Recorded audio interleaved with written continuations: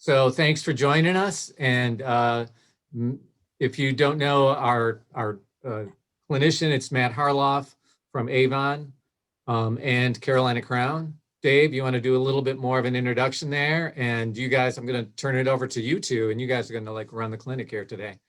Yeah, So I think, I'm sorry. I think everybody here is probably extremely well aware of, just Matt's history with not only with Avon, but with Carolina Crown and just some of the amazing work that he's done over the last probably 20 plus years, if not more. So it's quite an honor to have him here today to talk with us. And I know several of you gave us some questions to ask, and so Matt and I have been coordinating over the last 2 weeks, so he's got some things together. But if something's not covered again today, I was receiving text earlier on this morning. Feel free to jump in, raise your hand. This is pick his brain as much as we can over the next hour. So I'm just going to turn things over to Matt right now. Thanks for having me. Good to see some people. That's great. That's big. So yeah, I think I want to help you guys. I want to whatever questions. I mean, I have some notes here that we could a starting off point, but if you want to go a different direction, let's do that. I want to do whatever you guys need. So that would be my goal here. But I'll start with our list of some things that Dave and I talked about, and we'll go from there. But yeah, again, thanks for having me, and certainly hope I can help. The first thing that I kind of wanted to say in terms of, there was a discussion we had about individual and ensemble approach to technique. We're probably going to talk a lot about that. But I want to say that if you're here waiting for me to give you magic words and all of a sudden everything's going to be great, unfortunately you might want to turn everything off and go watch some ESPN or something, because I don't have any magic words. Sorry.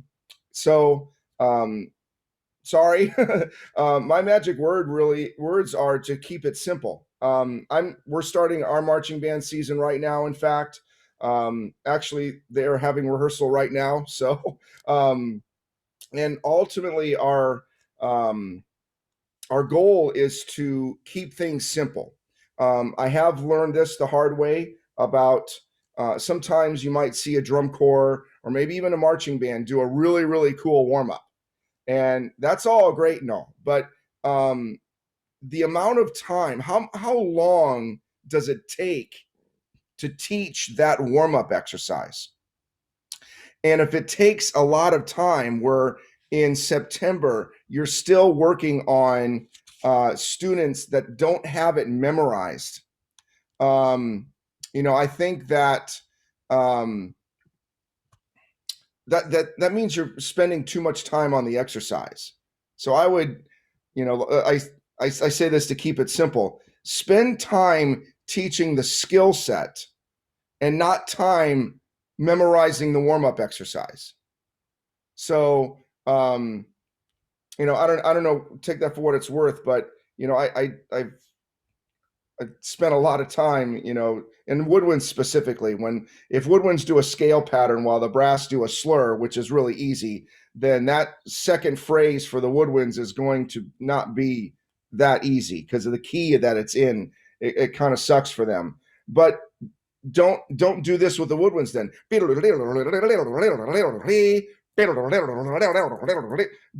do that. Just and then whatever the exercise is, don't kill them on doing something that might be difficult. So like I said, the first thing I wanted to say is, and what in the approach, especially early season, is when you're teaching all the fundamental skills you want, spend time developing the skill set and not time memorizing the music. So I kind of wanted to start there. And then ultimately, I'm just going to kind of go through the book that my brother and I wrote, our little table of contents. I know there was some discussion on breathing exercises. So I'm going to start there because I'm going to guess that we may have some questions on that. So I'm going to start with that. Anytime you see a drum corps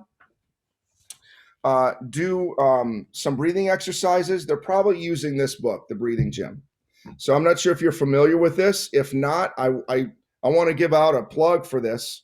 So this is a great book, put together really well. You know, there's some funny pictures and stuff like that, and it's called The Breathing Gym, and there's some great exercises in here. Now, drum corps, if you see drum corps get together and you see them do some breathing exercises, chances are they're using exercises from this book. Now, high school. Do I use some of this? Yes. Do I use it a lot? No, I don't. Not to say, and I probably could build a culture with this, but as you and I both know, you know, we have freshmen that are not in band to do breathing exercises. So some of these exercises are, you know, in my opinion, and again, I love this book. I strongly recommend getting it. Might be a little bit over their head. And plus, you don't want to spend 15, 20, 25 minutes doing breathing exercises. Kid's going to go home and say, hey, band's not for me. I don't want to do this. So I do use some easier kind of exercises from this. There's a lot of text in here that I can use. There's some stretching exercises that I like to do, but I don't spend a lot of time on it. 5 minutes max. Okay. So there's some cool things here that I've used, but here's what I use a lot. I use this thing a lot. This is what we call a breathing tube. But in reality, it's a valve. It's a PVC pipe valve that you can buy at a local hardware store. And I love these. Why? Because you can spend 2, 3, 4 minutes, and I'll tell you actually what I do a lot. But you spend it just on this. That's great breathing exercises for the kids. Helps them get stronger, helps breathe the right way, and you don't spend a lot of time on it. So what happens is for me, I put the teeth over the pipe and breathe. You do that, I mean, it just automatically opens you up. So you know, how many times if you've done breathing exercises, do you see those kids that are like going through the motions? No, you're supposed to open up your mouth. And they don't really open up their mouths, you know, happens all the time. Breathing tube, teeth over the pipe, forces them to breathe the right way. I love that. And then you could go we do half valve, obviously a lot harder to breathe. So there's a lot of different things you could, in crown, we do instrument resistance. So the tubas will go all the way open. Trumpets will be more half valve, baritones a little bit farther open. And we'll do actually articulation exercises. Maybe I'll get into that in here in a little bit. But anyway, so everybody has to get one of these. Cost $2. And actually, what we do, I might open up a can of worms of questions when I say this, but our band boosters will go to Lowe's, or you know, we have Lowe's around us, and we'll buy boxes of these, right? And we put them in a vending machine. We actually have a vending machine, one you would see like chips or candy bars or whatever, and instead of putting chips and candy bars, we put reeds, we put breathing tubes, we put valve oil, we put, you know, anything you can think of. So the kid goes to the vending machine, puts in whatever, and all of a sudden a breathing tube comes out, and now they have a breathing tube. Or they clarinet reeds. I need some reeds. You know, here's a reed. So they'll come with that. So brilliant idea, by the way. So that's kind of how we do. You know, the band will buy boxes of these, and then the kids will just buy it from us. So anyway, yeah. And let me tell you what what exercises do I do?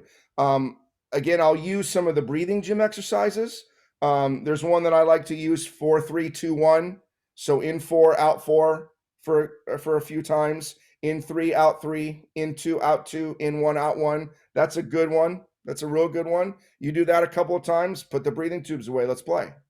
The other one that I really like doing is I create a routine with music.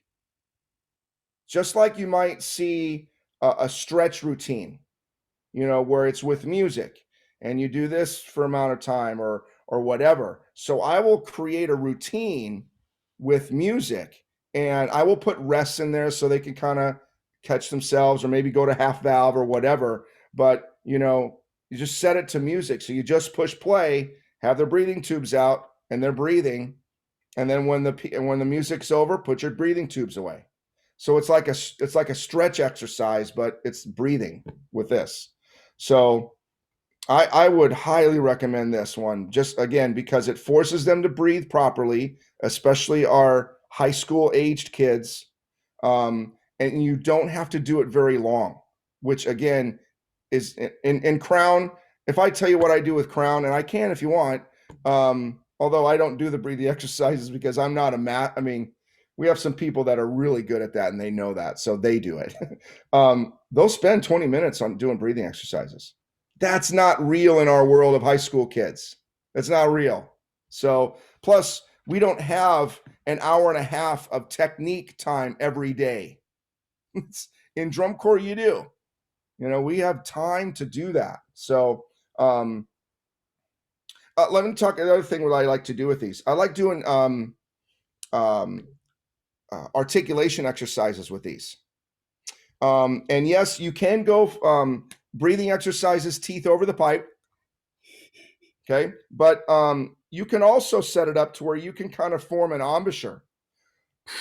And we experimented with woodwinds, like flutes will be like this, I think the clarinets, they put the top teeth over. So they form some sort of an embouchure. Okay, brass, it's easy. And then we'll do articulation exercises because this is also a note length, staccato. You hear the staccato, accents. You hear the shape of the note and the length of the note, and you're working the air as it relates to the note shape and note length. So do a lot of that with Crown, and I've done it with Avon a lot as well. Or show exercises. Let's say you have a figure in triplets. You can do that through the tube. So it's an actual air, you're listening to their air for the show exercises. So yeah, that's another thing I'd use with these. That's it. I mean, again, I don't do a lot, especially in the high school world, because like I said, kids aren't here to do breathing exercises. They want to play their horns. So my favorite thing to do is just push play on a piece, on a fun tune, a popular tune. I set up a routine. Usually they're in 8s because most of those tunes are written in 8, four bar phrases or whatever. Sometimes in 4, out 4, in 8, out 8, depending on the tempo. I'll push them a little bit, in 1, out 1, and then give them a break so they don't faint. So yeah, and then we get right into music. So Hey, Matt, what size was that PVC? yeah, I think it's a 1/2 inch. 1/2 inch? Yeah. Although crazy tuba people will buy big ones. They'll come in, hey, Mr. Harv, look at my breathing tube. I was like, you can't put your mouth over that. That's huge. What are you doing? So yeah, an 18 pack of those at Home Depot is $33. yeah, it's cheap and they're Yeah. awesome. So yeah. Questions on that? Let me get in the chat here. I can kind of, or maybe Dave can help me. So anyway, That was Yeah, the we'll only get- question. What size Oh. was that? all right, sweet. Yeah. Yeah. Anything else on breathing? Dave, anything wanting me to touch? That's really all I do. I think, Yeah. oh, Jonathan, just want to say my son, who marches for you, Matt, at Crown, Oh, actually used that last fall, the breathing pipes with our brass line, and used it quite a bit. So yeah. It's a great tool. Great. It's easy, fast. Love it. Love it. So, I guess, Matt, there's one question I know that one of the directors I talked with asked about in regards to breathing. Um, what's the technique that you look at using or incorporating when increasing the volume, but yet keeping the tone quality as pure and controlled as you possibly can? yeah, it's that's down my list, but let's get to it right now. So full volume, we call it maximum volume or whatever. The first thing that I would say about all of that is that you have to work on playing loud. I think I've seen um, a lot of directors, they're just afraid to work on playing loud. Why? Because it doesn't sound good. Well, the reason it doesn't sound good is because you have to work on it, and it's and better to start working on it. And it's going to take time for the kids to totally understand and get comfortable putting that amount of air through the instrument and staying relaxed. That's not easy to do, and it's something that you have to work on. So I would start by saying that. There's a couple of exercises I like to do in terms of playing as loud as you can with a great sound. First of all, I would say this: you have to the kids have to know where the line is of playing playing with a great sound and what I call pep band loud. So when you when you play in your pep band, you get your kids blowing their brains out and it sounds terrible.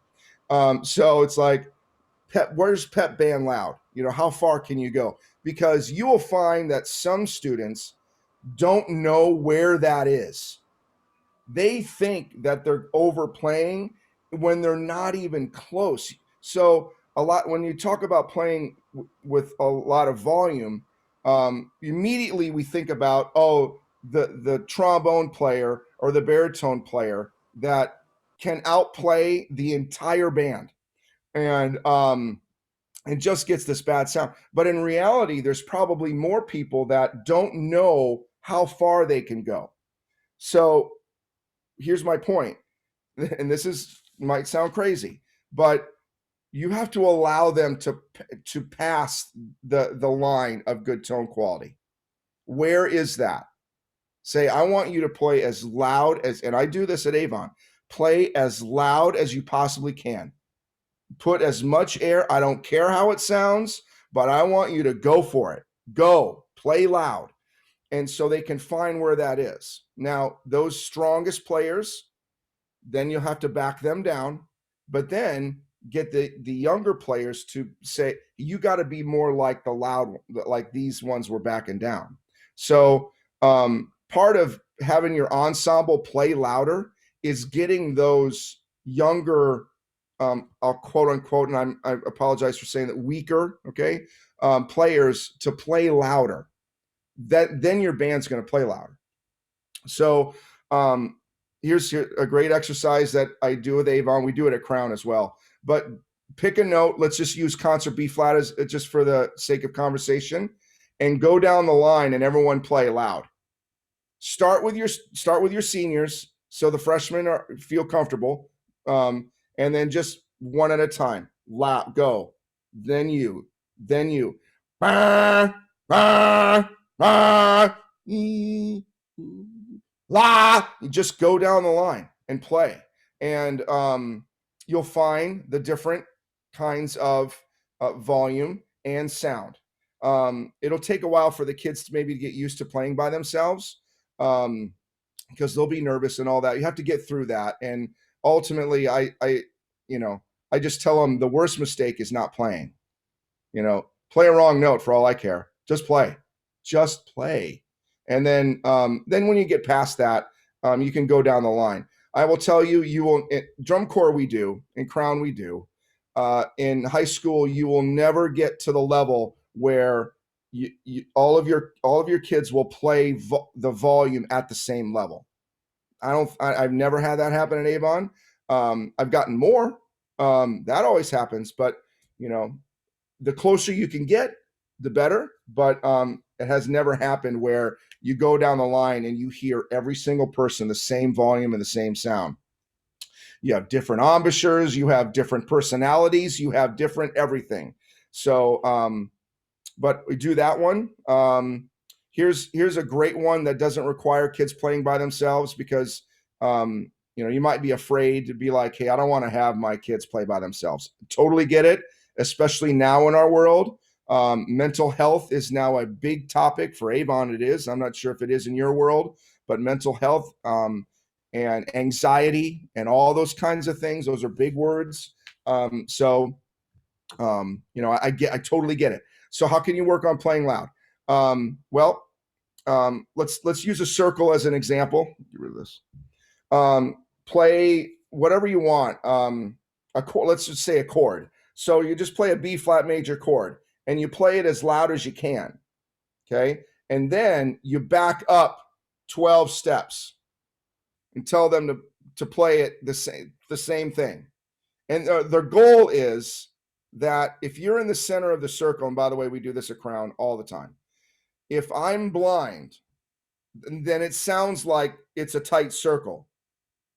So you back up. Can you make it sound like, for the people inside, it sounds the same? Okay. And then back up more.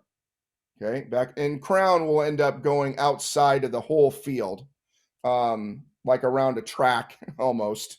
We'll do that. Avon, I won't really get that far. I'll probably go maybe 32, 40 some steps. And then have them play that. And then when it's out there, they're trying to get the air to the center of the circle. And then what you do is you go back in and do it one more time. And they'll see how they'll hear and feel how much stronger they are with all that. So yeah, those are some exercises that I do. I'm not sure if again, I always, because I know the conversation is, well, I don't want to sound bad. I get it. There has to be constant reminders, reinforcements of relaxing, using a lot, trying to minimize the pressure and as little tension as possible. So there's constant reminders of all of that to get that open sound and that great sound. Tuning is another thing with that. So playing in tune helps the sound when you play loud. So the kids have to, I'm jumping all over the road here, so help me. If I get too crazy, help me get back where I need to be. But we go through tuning. We do this all the time. Or I'm sorry, Crown, we do this all the time. Avon, it's a little bit harder because I know it might be over their heads a little bit, but we have them fill out a tuning chart. And they tune every single note, but they tune the note at different volume levels. So what does the pitch do when you're playing a concert E flat? What does the pitch do when you play it at a piano, at a mezzo forte, and at 16 Fs? What does the pitch do? And then they have them write it down. Okay, the pitch does this. As we all kind of can guess, the pitch goes up a little bit, although you could blow flat depending on the kid. It's in high school, it's all over the road. Drum corps a little bit more consistent. So having them understand this is what happens to the pitch, and this is what I can do to fix it. So, could be an alternate fingering, could be, development of the embouchure, could be all of those kinds of things. So again, that's a lot for the volume thing. And I don't want you to think that I spend 45 minutes on volume. I don't. Especially in high school world, I don't do that. You know, again, kids are here to play Louie Louie. They're here to play in their marching band, and they're not here to do fundamentals. But we need fundamentals. So how can we do that? That's fun, enjoyable, and doesn't take the whole time. I do tell the kids, you know, right now Avon is doing a 9-to-1 block right now. We're 9-to-1, and there are some visual. We are breaking it up. We're doing some fun activities and things like that, but it's all fundamentals, all of it. We're not playing. We don't even have show music, but we're not playing our school song. We're not playing the football star spring. We're not doing any of that. We're just doing fundamentals. And now we're breaking it up. So there's marching, there's dance, you know. So we are doing a lot of fundamentals now. But I don't want you to think that, you know, we're doing full volume exercises for a half hour. I don't, you know, it's just, you know, what are we going to do? You know, now, I do start with going down the line and trying to get them to understand how much air they can use. In the summer, I will encourage them to, I want you to play as loud as you can. It's easier to back them down than ask for more when you're in September and October. It's easier to go up to some person and say, hey, you're playing too loud, or the sound's not right. You need to back off. Then, guys, we're not getting the air up to the press box here. You got to play louder. It's easier to back them off in September and October. So as we develop them in the summer months in August, it's green light, play. You got to play. And yes, we know we're not going to sound the way we're going to want to sound, but you have to develop the skill set. You got to get them comfortable. We have to have them understand that they can use a lot of air, you know? So in the summertime, we will go down the line playing a concert B flat as loud as they can. You play. Okay, you need to relax. You're really tense. When you play loud, your face does this. So you want to not do that. You know, so you give them pointers. Okay, all right, you're loud enough. Okay, we're good with you. Okay, next, you know, I would kind of do that. And then the freshman is like, do you see how much air you can use that same amount of air. So, but again, I'm kind of back trailing here. I get more kids that they think that they're playing too loud. They're scared when they still sound good and they're only up to a forte. I get more of that than those tuba players that sound like a chainsaw playing at 6 Fs. That's kind of easy to kind of back off a little bit. So, all right. Anything else, Dave? Good? I think we're good. Any other questions from anybody? All right, I think we're good. Keep going. So I'll kind of continue on a little bit. You know, right now, ultimately, I'll probably just kind of tell you what we're doing right now here at Avon. You might, in terms of developing fundamentals and things like that. We teach. I'll do some breathing exercises like we talked about. Then we have long tones. What are the long tones? Again, I don't spend a lot of time teaching the exercises. Brass is really easy.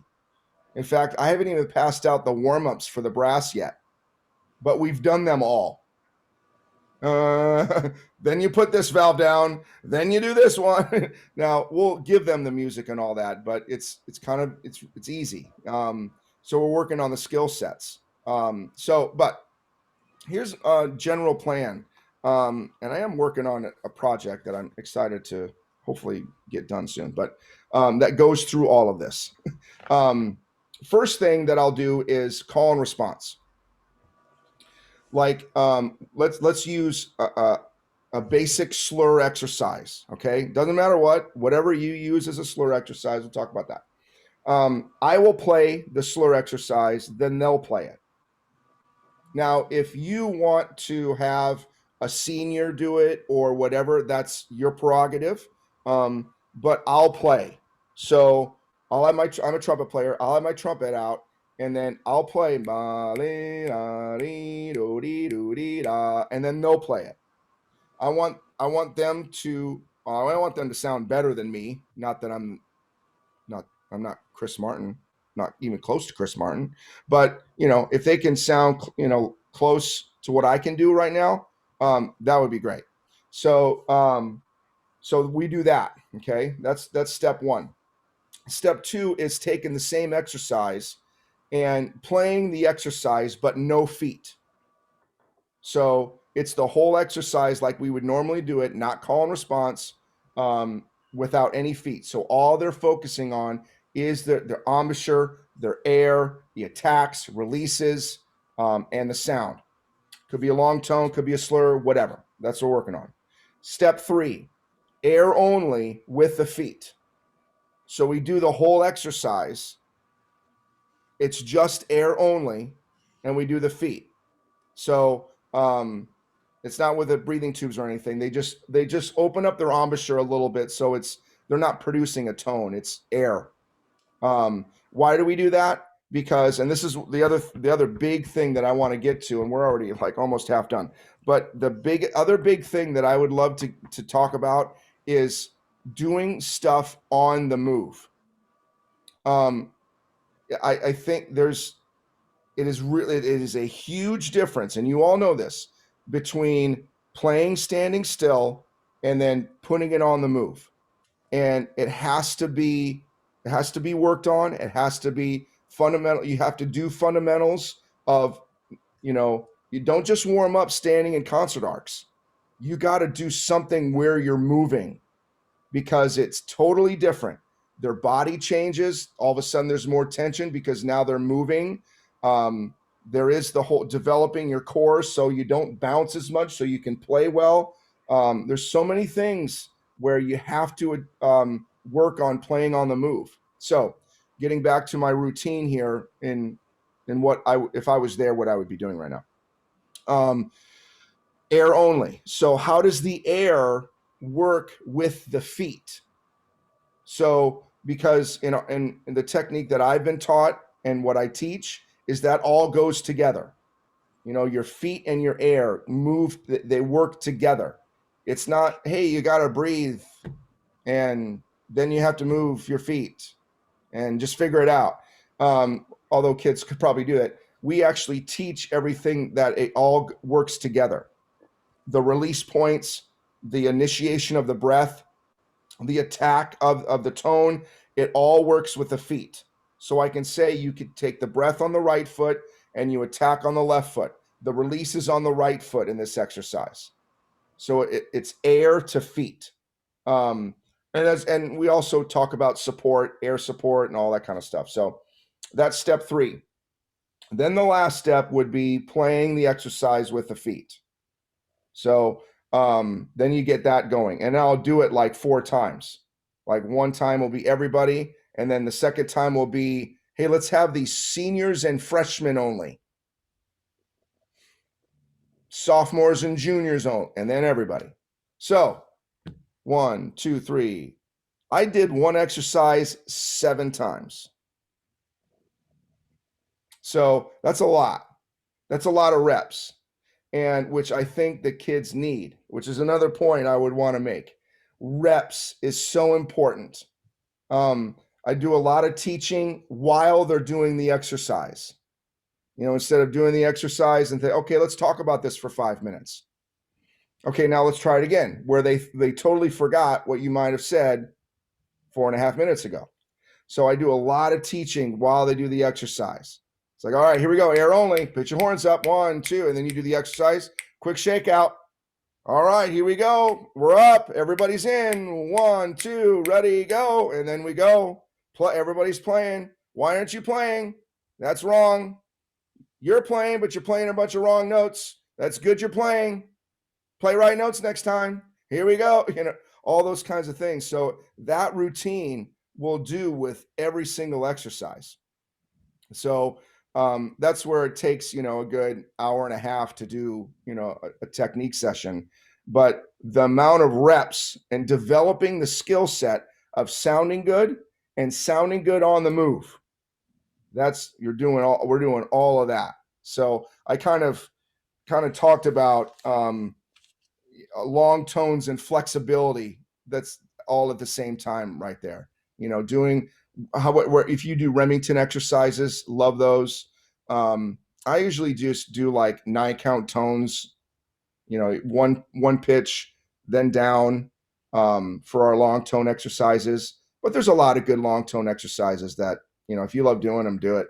It's great. Flexibility exercises. Again, I keep it simple. Although there's some great slurs you could do, which are probably more fun for the kids, which is great. Our woodwinds play some sort of a scale pattern through that. I don't make the scale pattern very hard. I'm kind of mentioned that already. I don't make it too hard, so it's easy for them to memorize, so they can get going with it faster. We can work the skill set of playing and moving. Plus, freshmen, they just come from middle school. They're not ready to play. Most of them, well, at least the ones in my school aren't ready to play those. So, just something easy. Skill sets of playing and moving, get a good sound. Everybody's got to play. So that's kind of that. If there's no questions, I'll go on. Does visual approach use 1-count initiation versus the and beat? Yes, that we do. Now, if it's if the initiation is ever an and count, for example, but let me just in case everybody didn't, does the visual approach use 1-count initiation versus and of the beat? Yes.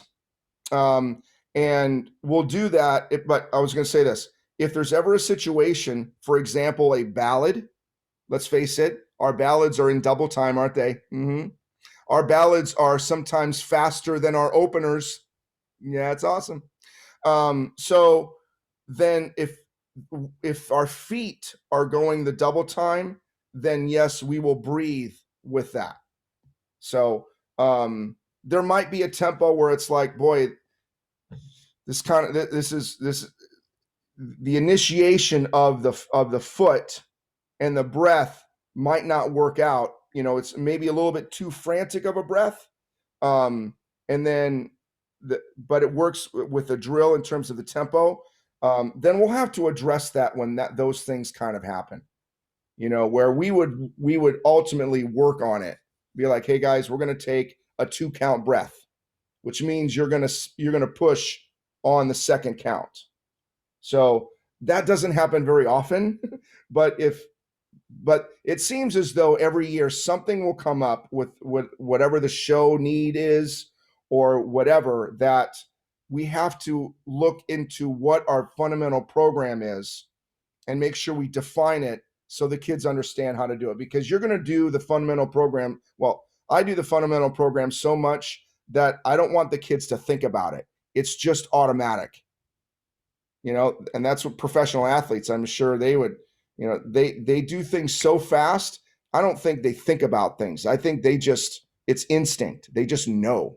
I know what I'm doing, and I know when I throw the ball, LeBron James is going to catch it and dunk it. I don't have to look. I know. So I want to do the same thing. So when things come up that may not work out with the fundamental program, then we may have to adjust that, or we adjust the visual to work. Here's another example. Choreography. So if you have any choreography during a feature, work with the choreographer to have the same idea that they want, but hey, let's do it. Let's have checkpoints on here and here, because that's where the accents are. And then once we know what the choreography is, we will put the breath with the choreography. So we'll just change all that to make it work together. So that's a long answer to that, because sometimes, there's like, hey, our breath, we've defined the breath as a count, but then the drill asks for this. So then we have to go into it and be like, well, can we adjust this? Does it work? And if it doesn't, then we could talk to the visual guys and be like, this is a little, can we do can we initiate on count one? So yeah, stuff like that comes up all the time. Every year, things will come up where, yeah. So Matt, it sounds to me like you really work hard to coordinate taking the breath with what you're doing with your feet. Yes. That's like a very important point. Ultimately, if you would come to a rehearsal, crown or whatever, you might be surprised at how many visual comments that the brass staff says or the music staff. You might be surprised by that. We would say, so-and-so, your feet aren't in time. That's why we were slow, because of your feet. Because we train the kids to have they play to their feet. Everything is to the feet. So we train the kids to do that, and then we're cleaning the feet at the end of the year. So let me ask, do you ever interact with the visual designers to ask about that choreography? Hey, can we adapt that choreography to make the breathing easier, to make it more musical? For me, I really never have to do that because we work it together, and now it's funny because, with Crown, Jim Moore did it. And I know John Escalante has done, he does stuff with us now, but he'll ask us to be at that rehearsal, because they don't want to screw it up. They don't want to ever put Crown in a position where we're going to sound bad. Can we do this? I was like, well, let's try it. And then we might say, well, let's do that idea, but let's put these minor tweaks to it because that'll make it easier. And it's still the same idea.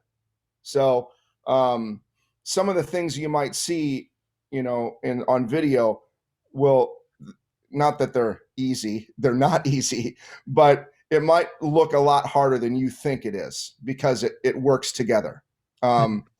In band, a lot of the choreography is done with my wife. So we'll already talk about it. So in my world, I think it's a little bit easier, but let's get to a situation where maybe you don't really have that relationship with your choreographer, or, they're going to do whatever they want. Yes, work with them, be there. I've also done this one. Okay. So if you bring a choreographer in, to do, because Susie has gone to bands and she'll do some choreography and then she'll leave. So if you bring somebody in to do all the choreography, have them do it, get the idea, but then adjust as you need. It's like, hey, well, this is not going to work because of this reason. However, we can do the same idea and just make the minor adjustments so it works with the music, it works with the technique program. So done that one too. Cool. Dave, go ahead. Yeah, you talked a lot about, how important the breathing is with the feet and everything. Again, not looking for magic words, but what do you do with kids that cannot get their feet in time?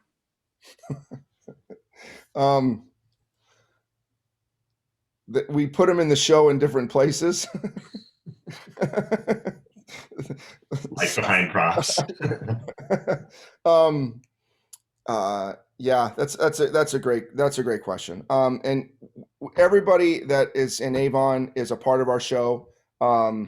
But if we identify the ones that are really struggling, that it's like where it ends up being dangerous, if that's what you're talking about, those kinds of students, then we make them a part of a show, as much as we possibly can. So and I know that's a general comment because it depends on what the show is. A few years ago, we did this whole aquarium show with a lot of fish and whatever. Well, we had characters and kids walking, okay, you're going to go around here and you're going to be a fish. There's a character that they could do. But then there's in the next show where it doesn't call for that. So Maybe they move a prop, or they are, maybe if you don't have props, they hang in the pit, and then they'll do the last part of the show or the beginning of the show, and then they'll come off. So those are the kinds of approaches that we've done with them. I think I know I have some friends in Texas that those kids would be in their football show, but not in a competitive show. Those are some other things that I've seen and heard of. Sometimes you see a band and there's like 20 some kids on the sidelines, or in the end zone or whatever. And, those would be their extra kids or alternates, whatever. We like to have everybody involved some way, somehow. And if we do have somebody not marching, a particular reason, it could be for a disciplinary thing, or they broke a rules or something like that. But we like to have everybody a part of the show some way, somehow. And if those people that it ends up being dangerous, maybe they're in the ballot. Like the Fish show, we had a handful of kids that all they were in was the ballad. That's all they did. They didn't do our opener, which was really hard. They hung behind a prop, and they actually did the ballad. We were able to get them to do the ballad, so which was cool for them. So that's what we do.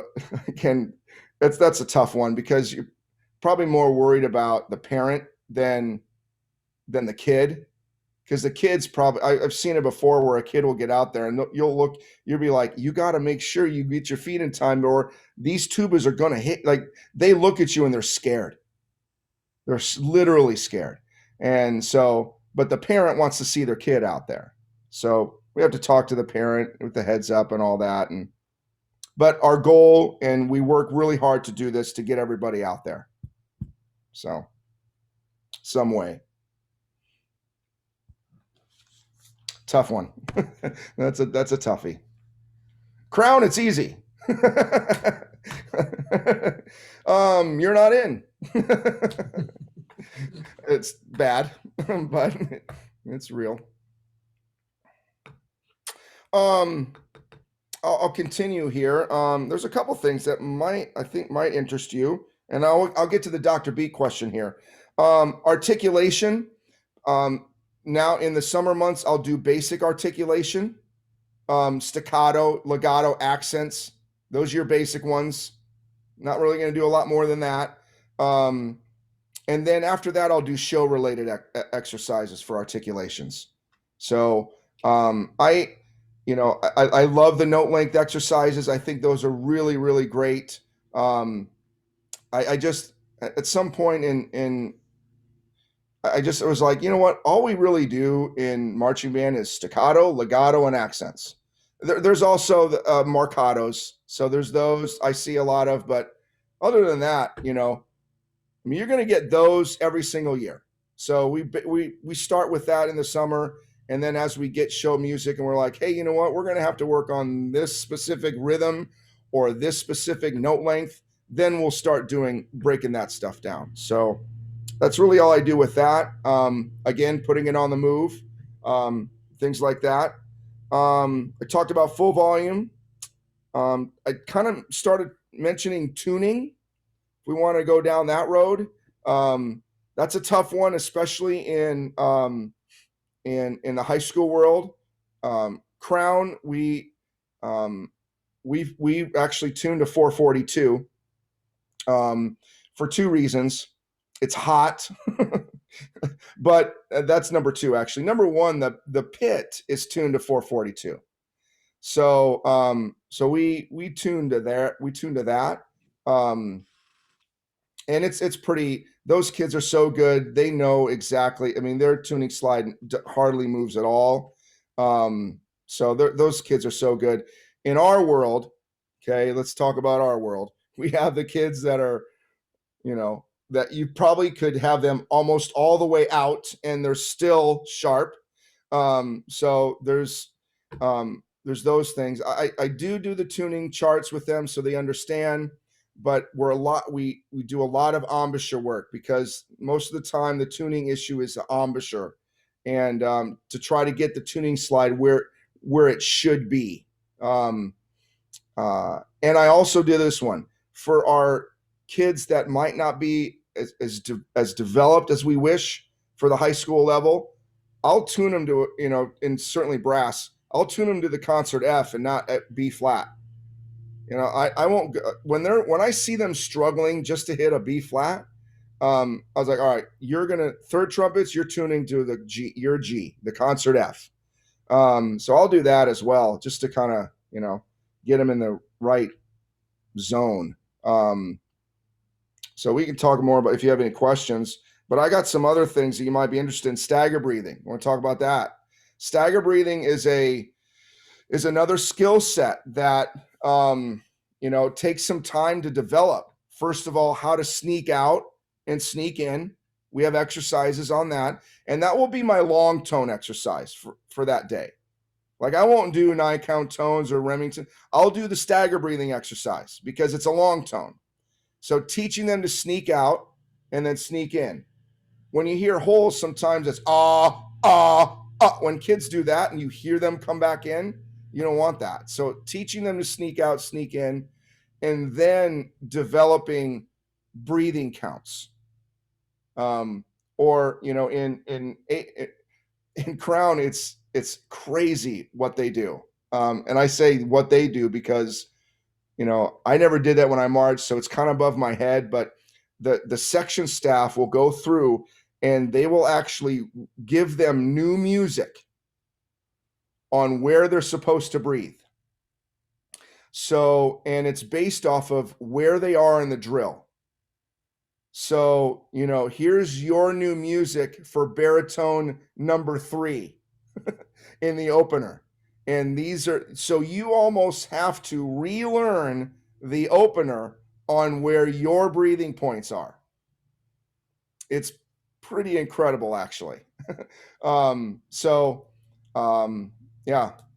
I'm guessing that doesn't happen in high school very often. No, I don't have time to do that.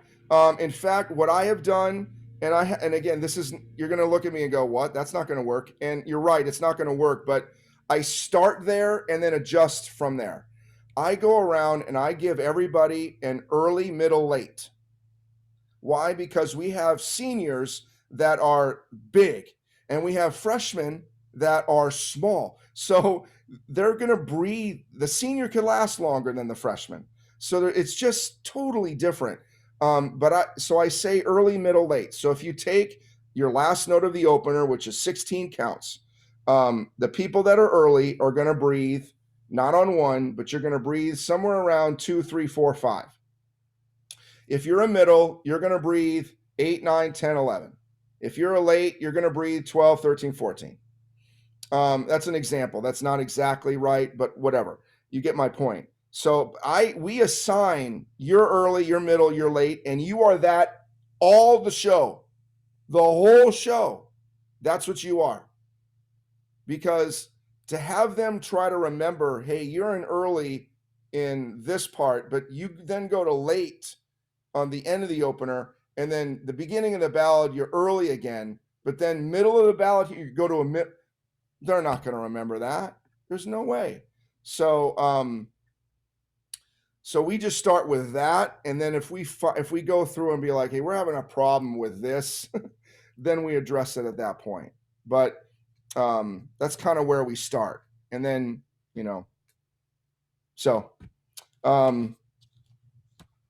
it's a good, like I said, it's a good starting point. It's not, but again, we don't have a lot of time. It's and we'll have a handful of moments where it's like, we're having holes in the sound. And we may have to ultimately give the kids breathing counts depending on what the show is. There was a question, Matt, in the chat about step outs. I think that's for warming up. Yeah, I do the step outs to see if time, let's see, approach of teaching step outs and the 2-count philosophy. Okay. Why do you do step outs? Because the hardest thing, not the hardest thing, but one of the hardest things to do in marching band is to start moving. Funny thing to say, but it's true. most of your timing problems happen in the first 2 counts or the last couple counts going into a halt, because their feet will slow down, or their feet don't start going fast enough, especially if you're going at 150, 160 or higher. It's hard for the kids to do that. So we started doing step outs because we know every year we're going to have to develop the skill of starting moving. So that's why step outs were created. The first time I knew about step outs was Star 93. We started doing them because if you ever watch that show in Medea, we halt every time that's bana, bana, bana, bana, bana, bana. That's a halt. So then we had to get going. The tempo was 192, by the way. Then you had to go into the halt at 192 and out of the halt at 192. Took us all year to master that skill. So I don't know who came up with it, but all of a sudden the brass line was starting to do step outs. It was 1 count at the time. Take 1 step and then come back. We've kind of developed it to take 2 steps. Why? Because it forces the kids to transfer the weight. If they take 1 step, they're not going to transfer their weight. They're just going to do a little step and come back. They're going to touch the floor and then come back. They're not going to move their weight. So that's why we ended up doing 2 steps for the step out. And yeah, we coordinate the air with all of that. So we could talk more about step outs. There's many ways to do them. There's different fundamentals with all that. I've seen programs where if they're in a concert setting, they'll simulate a box drill where they'll go forward. Everybody does a forward step, then they'll go to the left. I don't do that. I encourage them to take steps whichever direction they want, but I want them to take big steps. I don't want them to take small little steps, big steps, because that's what they're going to do in the show. So that's what I usually do. And we also do step outs whenever there's a drill move. So if we're in concert arcs and there's a drill move or a change of direction, that's also a step out. So if we're working the show in our concert arcs, they'll do step outs as it relates to the drill. So we'll do that as well. So. All right. Well, I think we need to wrap up. Matt, do you have any last things that you want to say to any? Well, it went too fast. I wanted to get into Dr. Beats and upper register. That's another one that, I mean, anybody here have upper register problems with their bands? Oh, I'm the only one? Oh, okay. We're all good then. That's just another thing that I start working on right now. It's just playing higher, woodwinds, play high in tune. Again, it's going to sound bad at first, but just keep doing it. Other than that, the Dr. Beat thing, when do you start taking it out? We start taking the Dr. Beat out when the percussion is ready. But even then, sometimes for Avon, we just throw them in the pool and be like, all right, guys, go. Just figure it out. Just do reps. And this, the sooner the better, with all that, with the metronome. And through the course of the year, we'll do it once with the Met and the rest of the times without. So, because they end up learning how to play together. So, but other than that, I hope all of that helps. I know we talked about a lot of fundamentals and stuff, but I hope, gave you some thoughts and all that on what actually Avon's doing right now across the street from me. So, but yeah, we're kind of doing that. But anyway, I hope it all helps. Great. And good luck. I wanted to talk if you guys have any questions, email me. Because the other thing I didn't get to was any kind of things dealing with the pandemic, because I'm sure you guys have issues. We do too. I'm in the same boat about how are we, now the hand that we're dealt is this, because we're post-pandemic. So now I have added problems. So, I may not have the answers, but, I can certainly tell you what Avon's approach has been, specifically when it comes to performance and, those kinds of things. I know we talked about a little about it last week, about design, but, if you had any questions, shoot me an email. Happy to tell you what hopefully I'll have an answer. I may not, but happy to give any thoughts. So best of luck, guys. Have a great summer and good luck in the. I'm going to Michigan State this year, by the way. I am. I'm gonna go to one of their games. I was gonna help their marching band out so I'm gonna be up in your neck of the woods. Awesome. Late September. Great. I'm a Hoosier, but I'll wear a Sparty hat for one day. Sure. All right. Well, thanks so much, Matt. Everybody here, we'll take, let's take 3 minutes. So 11:05, be back. So you guys go get a drink, All right. I'm cup of leaving. water or whatever. I'm leaving. Matt and Dave, you guys are going to switch over to the other meeting. And we'll have the other guys join us here. So everybody else just stay right here. The judges are moving around. Okay. So a couple of minutes and then we'll be back here with the visual half. All right. And you got that link, right, Matt? I do. From Blair? Okay, Good. cool. See you over there in a minute. See you guys. Take care, guys. Hey, Chuck, I'm going to disconnect from my computer and connect with my phone. So if I come back in, then that's where I am. I have to go to Greenville. So I'll be on the meeting, but I'll be Okay.